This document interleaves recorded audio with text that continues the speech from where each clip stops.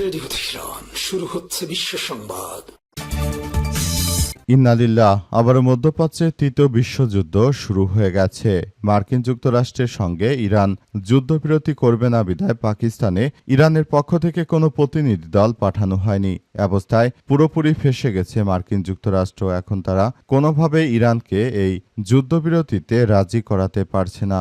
Iran কোনোভাবেই তাদের কথা শুনছে না। এর ফলে আবারও ভয়াবহ পাল্টা হামলা শুরু হচ্ছে। পুরো বিশ্বজুড়ে দখলদার ইসরায়েলি বাহিনীর এই কার্যক্রমে ফেঁসে যাচ্ছে সবাই। আর এরই মাঝে আমাদের হাতে এসেছে এই যুদ্ধের সর্বশেষ গুরুত্বপূর্ণ সবথেকে তাজা আপডেট সংবাদ আপনাদের জানিয়ে দিব। প্রথমেই জানাবো, মার্কিন অবরোধ ডিঙিয়ে হরমুজ পাড়ি দিচ্ছে ইরানের হাজার হাজার পণ্যবাহী জাহাজ। মার্কিন অবরোধ উপেক্ষা করে হরমুজ প্রণালী অতিক্রম করছে ইরানের পতাকাবাহী হাজার হাজার জাহাজ। ইরানের আধা বার্তা সংস্থা তাসনিম নিউজ জানিয়েছে, সুজা 2 নামের একটি জাহাজ প্রথমে হরমুজ প্রণালী পাড়ি দিয়ে অন্য দেশে চলে গিয়েছে। এটি ইরানের জন্য অত্যন্ত গুরুত্বপূর্ণ একটি বিষয়। এরপর জানাবো, চুক্তি না হওয়া পর্যন্ত ইরানের বন্দরে অবরোধ থাকবে বলল ডোনাল্ড ট্রাম্প। চুক্তিতে রাজি না হওয়া পর্যন্ত যুক্তরাষ্ট্র ইরানের উপর আরোপিত বন্দর অবরোধ তুলে নেবে না বলে জানিয়েছে যুক্তরাষ্ট্রের প্রেসিডেন্ট ডোনাল্ড ট্রাম্প। এই অবরোধ ইরানের অর্থনীতিতে বড় ধরনের চাপ সৃষ্টি করছে বলে মনে করেন তিনি। তাই তিনি ইরানের উপর থেকে এই অবরোধ তুলে নেবেন না। এদিকে ট্রাম্পকে আক্রমণাত্মক ভাষা ব্যবহারে সতর্ক করল পাকিস্তান।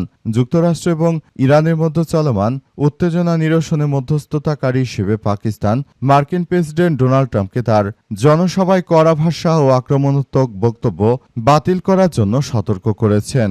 দ্য ওয়াশিংটন পোস্টের এক প্রতিবেদনে বলা হয়েছে, ইসলামাবাদ সরাসরি ওয়াশিংটনের কাছে বার্তা পাঠিয়ে ট্রাম্প প্রশাসনকে জনসম্মুখে কঠোর ভাষা প্রয়োগ থেকে বিরত থাকতে সতর্ক বার্তা দিয়েছে। এবারে জানাবো, নেতানিয়াহু হাঙ্গেরিতে গেলেই তাকে গ্রেপ্তার করা হবে বললেন হাঙ্গেরির নতুন প্রেসিডেন্ট। ইসরায়েলের প্রধানমন্ত্রী বেঞ্জামিন নেতানিয়াহু হাঙ্গেরির রাজধানী বুদাপেস্ট সফরে গেলে তাকে গ্রেপ্তার করা হবে বলে ইঙ্গিত দিয়েছেন হাঙ্গেরির নবনির্বাচিত প্রেসিডেন্ট পেতেন মাগিয়ার। আজ সাংবাদিকদের সঙ্গে আলাপকালে তিনি এসব কথা জানিয়েছেন। তিনি বলেন, কোনো যুদ্ধ অপরাধী ব্যক্তি যে আইসিসিতে দণ্ডিত ব্যক্তি, তাকে আমাদের দেশে আসা মাত্রই গ্রেপ্তার করা হবে। এই ঘটনার পর নেতানিয়াহু সম্ভবত হাঙ্গেরি সফরে যাবেন না। এবং সর্বশেষ জানাবো বাংলাদেশের সংবাদ। আবারও বিএনপি সরকার ক্ষমতায়, নওগাঁয় একই পরিবারের 4 জনকে গলা কেটে হত্যা। বাংলাদেশে দীর্ঘদিন এমন কোনো ঘটনা না ঘটলেও বর্তমান ঘটেছে। নওগাঁ জেলা নিয়ামতপুরে 4 জনকে কুপিয়ে হত্যা করেছে দুর্বৃত্তরা। হত্যার শিকার হয়েছেন স্বামী, স্ত্রী এবং তাদের 2 সন্তান। এই তথ্য নিশ্চিত করেছে নিয়ামতপুর থানার ভারপ্রাপ্ত কর্মকর্তা ওসি মাহবুবুর রহমান। আজ দিবাগত মধ্যরাতে নিয়ামতপুর থানার বাহাদুরপুর ইউনিয়নের এই এলাকায় হত্যাকাণ্ডের ঘটনা ঘটে। নিহতের নাম পরিচয় এখনও আমরা জানতে পারিনি, তবে আমাদের চ্যানেলের সঙ্গে আপনারা আপডেটেড থাকুন। আমরা নামগুলো জানা মাত্র আরও বিস্তারিত তথ্য আপনাদেরকে জানাতে পারবো। এর পাশাপাশি বিএনপি সরকার আসার পর শুধু হত্যাকাণ্ড নয়, সারা দেশ জুড়ে তারা অস্ত্রশস্ত্র দিতে পারছে না, জ্বালানি দিতে পারছে না। অর্থাৎ বিএনপি আবারও জনজীবনকে অতিষ্ঠ করে তুলেছে। প্রিয় দর্শক, এতক্ষণ শুনছিলেন সংবাদ শিরোনাম, এবারে বিস্তারিত। তবে তার আগে বন্ধুরা অনুরোধ থাকবে, এই সংবাদটিতে একটি লাইক দিন। এই চ্যানেলে আপনি নতুন হয়ে থাকলে আমাদের সংবাদটি দেখতে দেখতে চ্যানেলটি সাবস্ক্রাইব করে রাখুন। কমেন্ট করে বন্ধুরা আপনার মূল্যবান মতামত জানিয়ে দিন আপনি বিশ্বের কোন দেশ থেকে বা বাংলাদেশের কোন স্থান থেকে আমাদের সংবাদটি দেখছেন এবং শুনছেন। আর বন্ধুরা, সংবাদটি আপনার সোশ্যাল মিডিয়া ফেসবুকে শেয়ার করে বন্ধুদেরও দেখার সুযোগ করে দিন। গাজা যুদ্ধে আপনি যদি নিরীহ ফিলিস্তিনিদের ভালোবেসে থাকেন, বন্ধুরা কমেন্টে ইয়েস লিখে পুরো বিশ্বকে আমাদের এই সংবাদটি দেখার সুযোগ করে দিন। আর বন্ধুরা, সংবাদটি দেখতে থাকুন এবং কমেন্ট করে জানিয়ে দিন আপনি বিশ্বের কোন দেশ থেকে বা বাংলাদেশের কোন স্থান থেকে আমাদের সঙ্গে রয়েছেন এবং আমাদের এই সংবাদটি উপভোগ করছেন। এবারে বিস্তারিত। মার্কিন অবরোধ ডিঙিয়ে হরমুজ পাড়ি দিচ্ছে ইরানের শত শত জাহাজ। মার্কিন অবরোধ উপেক্ষা করে হরমুজ প্রণালী অতিক্রম করেছে ইরানের পতাকাবাহী শত শত জাহাজ। তারা ইরান থেকে বিভিন্ন পণ্য নিয়ে বিশ্বের বিভিন্ন দেশে যাত্রা শুরু করেছে এবং তারা জানিয়েছে যে আমরা মার্কিন যুক্তরাষ্ট্রের কোনো ধরনের অবরোধকে তোয়াক্কা করি না। এছাড়াও তারা আরও জানিয়েছে যে পুরো মধ্যপ্রাচ্য জুড়ে দখলদার ইসরায়েলি বাহিনী ও মার্কিন যুক্তরাষ্ট্র যে ধরনের অনাকাঙ্ক্ষিত ঘটনাগুলো তারা ঘটানোর চেষ্টা করছে, এটি আমরা কখনোই কোনোভাবে আসলে গ্রহণযোগ্য কোনো বিষয় হিসেবে দেখছি না বলে জানিয়েছে ইরান। ইরানের ইসলামী বিপ্লবী গার্ড বাহিনীর সদস্যরা আরও দাবি করেছেন যে যে কোনো মূল্যে তারা দখলদার ইসরায়েলি বাহিনীকে ধূলিসাৎ করে দেবে। ততক্ষণ পর্যন্ত তারা এই কার্যক্রম চালিয়ে যাবে বলে সিদ্ধান্ত গ্রহণ করা হয়েছে। মধ্যপ্রাচ্য জুড়ে দখলদার বাহিনীর বিরুদ্ধে ভয়াবহ আক্রমণ অব্যাহত রাখা হয়েছে এবং এ আক্রমণের ফলে পুরো মধ্যপ্রাচ্য জুড়ে এখন ভয়াবহ একটি তৃতীয় বিশ্বযুদ্ধের দ্বারপ্রান্তে চলে এসেছে। মার্কিন পাগলাটে প্রেসিডেন্ট ট্রাম্পের এই অনাকাঙ্ক্ষিত ঘটনাগুলো ঘটানোর মধ্য দিয়ে মূলত সারা বিশ্বই এখন পারমাণবিক যুদ্ধের দ্বারস্থ হচ্ছে। নতুন করে আবারও ভয়াবহ একটি সংকটময় পরিস্থিতি এবং পুরো মধ্যপ্রাচ্য জুড়ে যে জটিল অবস্থার সৃষ্টি হচ্ছে, আসলে এটি অত্যন্ত দুঃখজনক একটি ব্যাপার হয়ে দাঁড়িয়েছে বলে নিশ্চিত করা হয়েছে এবং এর জন্য দখলদার ইসরায়েলি বাহিনী ও মার্কিন যুক্তরাষ্ট্র পুরোপুরি এই তৃতীয় বিশ্বযুদ্ধের জন্য দায়ী, কারণ তারা শুরু থেকে ইরানের উপর এই ধরনের অনাকাঙ্ক্ষিত হামলা চালিয়ে এখন একটি ভীতিকর পরিস্থিতি তৈরি করেছে। চুক্তি না হওয়া পর্যন্ত ইরানের বন্দর অবরোধ থাকবে বললেন মার্কিন প্রেসিডেন্ট ডোনাল্ড ট্রাম্প। ইরানের সঙ্গে কোনো ধরনের চুক্তিতে না যাওয়া পর্যন্ত যুক্তরাষ্ট্র ইরানের উপর আরোপিত বন্দর অবরোধ তুলে নেবে না বলে জানিয়েছে মার্কিন যুক্তরাষ্ট্রের প্রেসিডেন্ট ডোনাল্ড ট্রাম্প। এই অবরোধ ইরানের অর্থনীতিতে বড় ধরনের চাপের সৃষ্টি করছে বলে মনে করেন তিনি।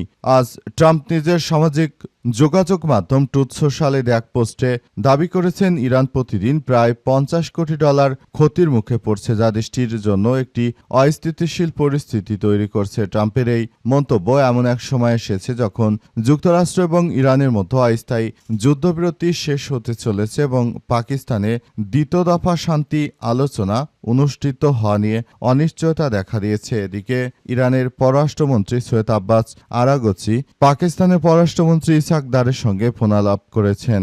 যুক্তরাষ্ট্রের যুদ্ধবিরতি লঙ্ঘন কূটনৈতিক প্রক্রিয়া বড় বাধা হয়ে দাঁড়িয়েছে। তিনি জানান, ইরান পরিস্থিতির সব দিকই বিবেচনা করে পরবর্তী পদক্ষেপ নেবে। সূত্র আল জাজিরার এবং তারা সেখানে নিশ্চিত করেছে যে মার্কিন যুক্তরাষ্ট্র দখলদার ইসরায়েলি বাহিনী তারা যে ধরনের অন্যায় শুরু করেছে, এই অন্যায় আসলে কোনোভাবে গ্রহণযোগ্য হতে পারে না। পাকিস্তান যদি যুদ্ধবিরতির একটি মধ্যস্থতাকারী রাষ্ট্র হিসেবে কাজ করে তাহলে অবশ্যই পাকিস্তানকে এসব বিষয় নিয়ে অবশ্যই ভাবতে হবে বলে সেখানে উল্লেখ করা হয়েছে এবং পাকিস্তান যেন এসব বিষয় নিয়ে খুবই গুরুত্ব দেয় সবকিছু এবং তারা যেন এটি করতে চায়, তাহলে ভবিষ্যতে তাদের জন্য খুব ভালো একটি বিষয় হয়ে দাঁড়াতে পারে বলে সেখানে উল্লেখ করা হয়েছে এবং পাকিস্তানের প্রতি সবাই আরও বেশি কনফিডেন্স নিয়েই মূলত এই কার্যক্রমটি চালিয়ে যাচ্ছে, মূলত যাতে মার্কিন যুক্তরাষ্ট্র কোনো ধরনের অন্যায় কোনো কাজ করতে না পারে সে বিষয়টি পাকিস্তান দেখভাল করছে।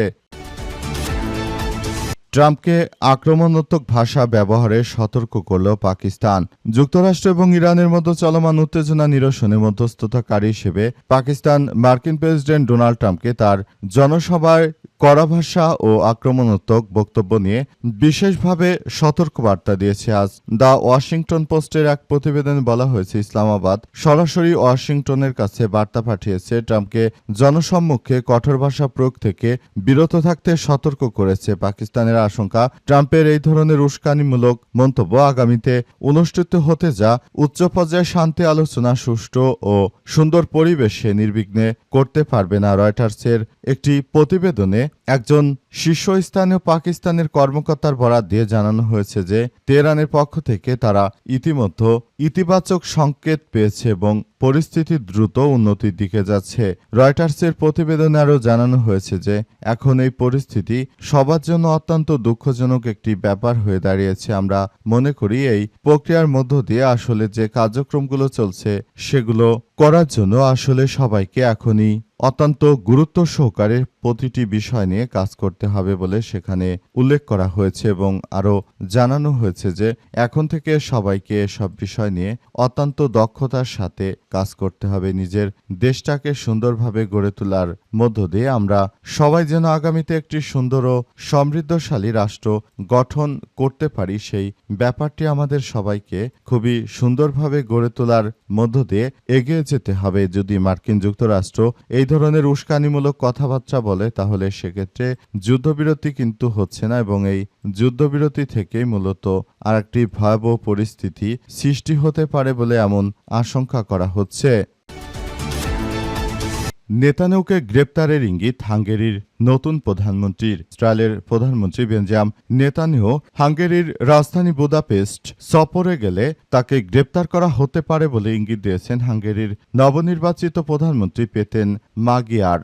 আজ সাংবাদিকদের সঙ্গে আলাপকালে তিনি এমন কথা বলেছেন। পেতেন মাগিয়ার বলেছেন, যদি কোনো দেশ আন্তর্জাতিক অপরাধ আদালতের সদস্য হয় এবং গ্রেপ্তারি পরোয়ানাভুক্ত কেউ তাদের ভূখণ্ডে প্রবেশ করে তাহলে তাকে অবশ্যই গ্রেপ্তার করা হবে। হাঙ্গেরির সাবেক প্রধানমন্ত্রী ভিক্টর অরবান নেতানিয়াহু ডানপন্থী সরকারের সঙ্গে ঘনিষ্ঠ সম্পর্ক গড়ে তুলেছিলেন। 2024 সালে গাজা যুদ্ধ চলাকালে যুদ্ধাপরাধের অভিযোগে নেতানিয়াহু এবং সাবেক ইসরায়েলি প্রতিরক্ষা মন্ত্রী ইয়োভ গ্যালেন্টের বিরুদ্ধে গ্রেপ্তারি পরোয়ানা জারি করে আন্তর্জাতিক অপরাধ আদালত সূত্র সিএনএন-এর। তখন থেকে নেতানিয়াহু শুধুমাত্র যুক্তরাষ্ট্রেই সফরে গেছে, এছাড়া তিনি আর কোনো দেশে সফরে যাননি এবং বর্তমান তিনি অন্যান্য রাষ্ট্রগুলোতে সফরে যেতে চাইলে তার বিরুদ্ধে অ্যাকশন নেওয়া হবে বলে এমন কিছু মন্তব্য তারা করেছে এবং পরিস্থিতি যতই জটিল আকার ধারণ করুক না কেন এর জন্য আসলে তারা এই পরিস্থিতি থেকে মুক্ত হতে চায়। তারা চায় একটি সুন্দর রাষ্ট্র কাঠামো গড়ে তুলতে যেখানে কোনো হানাহানি, কোনো মারামারি কিংবা কোনো ধরনের নৈরাজ্যকর পরিস্থিতি থাকবে না, এমন একটি সুন্দর পরিবেশে হাঙ্গেরির বর্তমান যিনি প্রধানমন্ত্রী রয়েছেন তিনি এমন একটি সুন্দর পরিবেশ বিশ্বজুড়ে গড়ে তুলতে চান এবং এর পেছনে সবথেকে বড় ক্ষতিকারক প্রাণী হচ্ছে নেতানিয়াহু। তাই নেতানিয়াহুকে গ্রেপ্তার করে তিনি একটি মানদণ্ড স্থাপন করতে চান এবং তিনি জানাতে চান যে এভাবে মানুষ হত্যাকারীকে আসলে কেউ ছাড় দিলেও হাঙ্গেরি কখনোই ছেড়ে দেবে না বলে জানিয়েছেন তিনি।